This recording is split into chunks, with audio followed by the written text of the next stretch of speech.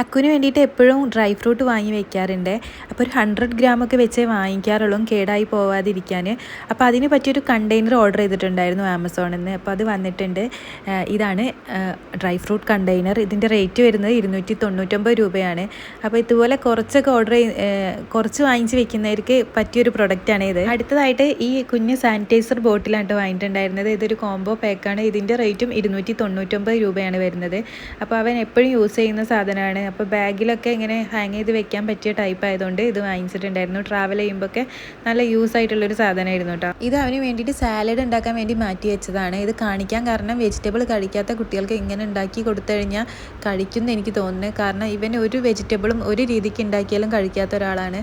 അപ്പോൾ ഇതിൽ കുറച്ച് ചിക്കൻ പീസും കൂടെ ഇട്ടിട്ട് ഒന്ന് വേവിച്ചെടുത്ത് കഴിഞ്ഞാൽ അവൻ കഴിക്കും. അപ്പോൾ ആർക്കെങ്കിലും യൂസ് ആവുകയാണെങ്കിൽ ഇങ്ങനെ ഒന്ന് ചെയ്ത് നോക്കണേ. മോൻ്റെ കാര്യങ്ങൾ അറിയാൻ വേണ്ടി വിളിക്കുന്നവർക്കും മെസ്സേജ് അയക്കുന്നവർക്കും വേണ്ടി മാത്രം പോസ്റ്റ് ചെയ്ത വീഡിയോ ആണ്.